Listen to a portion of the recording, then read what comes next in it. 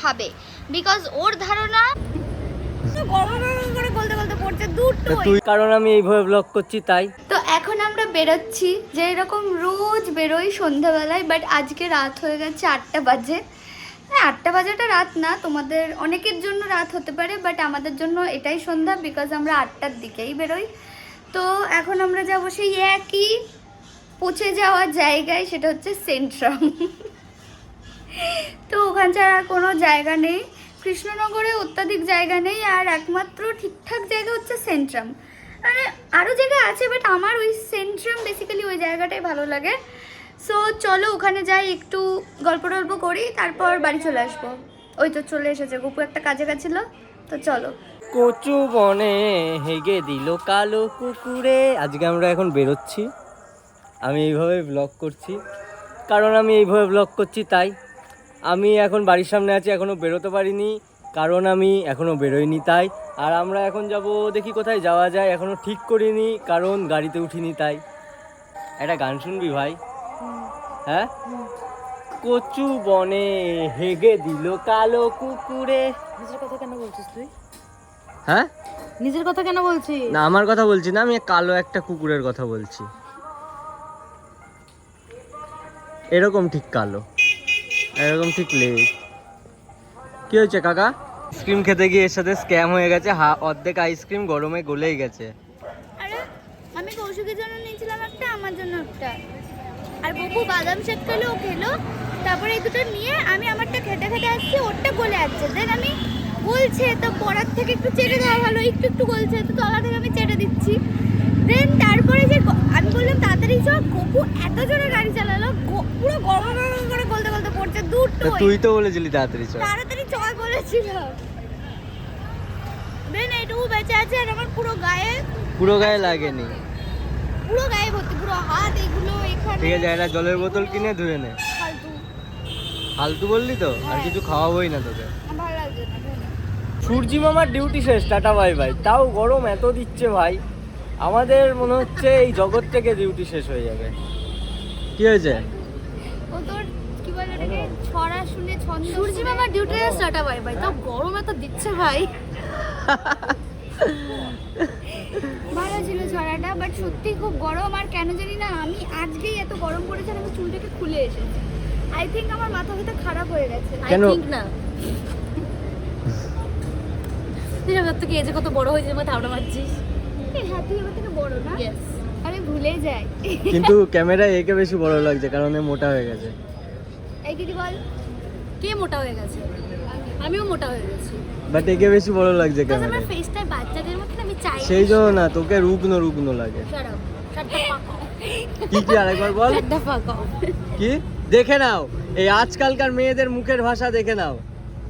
এটা মুখের ভাষা খারাপ? এটা ভালো, সম্মান দিয়ে বলা হয় এটা। তাও মুখের ভাষা খারাপ কি জানিস? মেয়েদেররা, আজকালকার মেয়েরা কি যেন গান বেরিয়েছে, বাপ মায়েদের, আজকালকার বাপ মারা মেয়েদেরকে শাসন শাসন করে না, রাত্রি রাত্রি 10টার আগে এরা ঘরে ফেরে না। কেন গানটা আমাদের উপর লেখা। কথায় কথায় পিনিক আমি মারে 10টা না, ভাই, চুলে আমি 11টা করে রং। বেজে যায়। এটা কোনো গর্বের কথা না বন্ধু। আমার মা আমায় বলে, আমি বাড়িতে যখন থাকতাম, আমি বাড়ি ঢুকতাম, মা আমায় একদিন বলছে হাসতে হাসতে, বলছে তুই তো ছেলেদের থেকেও আলাদা লেভেলে চলে গেছিস, বাড়ির সব ছেলেরা বাড়ি ঢুকে যাওয়ার পর তোর জন্য আমাকে তালা খুলে বাড়িতে তোকে ঢুকতে নিতে হয়। আমার মা আমাকে অনেক কিছু বলে, আর মায়ের কথা আর মা বলতে বলতে আমিও হাঁপিয়ে গেছে। কাঁদি না, বাট শুনেছি, এটা আমার ভালো লেগেছে, আমার খুব কমপ্লিমেন্ট হিসেবে নিয়েছি এটা। আমি সবার লাস্টে বাড়ি ঢুকি। হ্যাঁ হ্যাঁ, ঘুষ যা, আন্দার ঘুষ যা উসকি। আচ্ছা, আমি ভাবছি আমি কি এদের ইন্টারভিউ নিচ্ছি? ছাড়ো, বাদ দাও, আমি ব্লগটা কাটছি।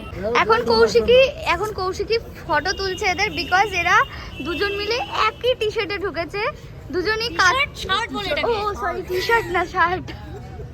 পাগল হয়ে গেছি আমি, গরমে মাথা খারাপ হয়ে গেছে। হয়নি, কাটবো না, আমি এটাই নেবো। এই মুখে দেখাশোনা ঠিকই আছে। সুন্দর করে নীল নীল জামা পরে দুজন মিলে চলে এসেছে কাজ কাম সেরে। আমাদের মসজিদটা হবে আবার।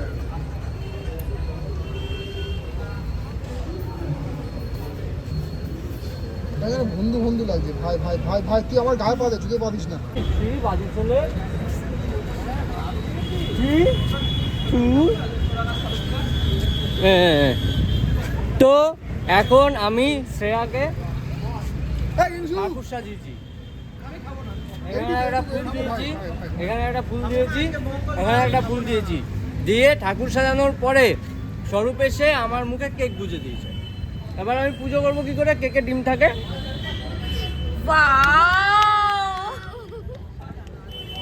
পুজো করবো না। তারপর কি কেক খাওয়াবে? হয়ে গেছে, এবার আমি খুলতে পারি এগুলো? कैसा जोकर लग रहा আসবে है না, আসছে। তুই বেকারি সোজা করলি, তারপরে এরকম আবার বেকারি কেন? কি আবার বল তুই বেকারি সোজা করলি, তবে এরকম আবার বেকারি কেন? তো এখন সবার সেন্ট্রামে থেকেও গরম লাগছে, আমারও লাগছে, বাট ওদের থেকে কম লাগছে। তো সবাই বলছে যে একটা অ্যালার্জি যুক্ত জায়গায় যাবে, যেখানে আমি গেলে আমার খুব অ্যালার্জি হয়, বিকজ ওইটা হাই রোডের ধার, আর আমার খুব মানে কি হয়, অ্যালার্জি, ধুলোতে ডাস্ট অ্যালার্জি আছে, সো অ্যালার্জি হয়ে যায়। এই জন্য আমি যেতে চাইছিলাম না, বাট আমাকে সেই নিয়ে যাবেই এরা, তো কিছু করার নেই আমার আর। গপু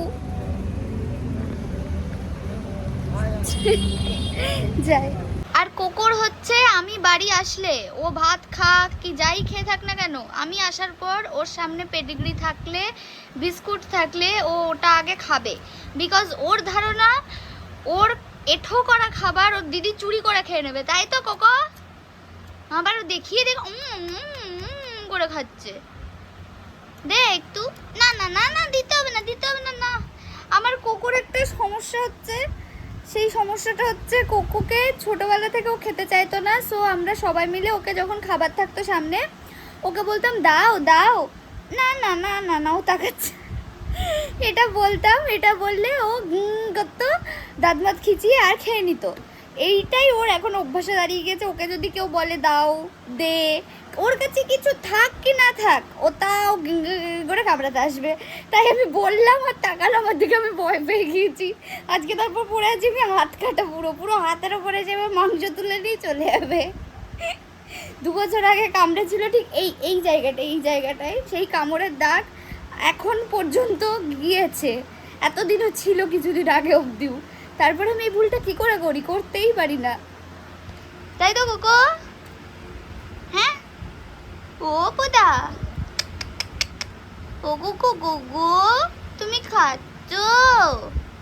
তোমার একটা পুতুল নিয়ে খেলবো আমি, হ্যাঁ খেলবো? এখন পাত্তাই দেবে না আমায়।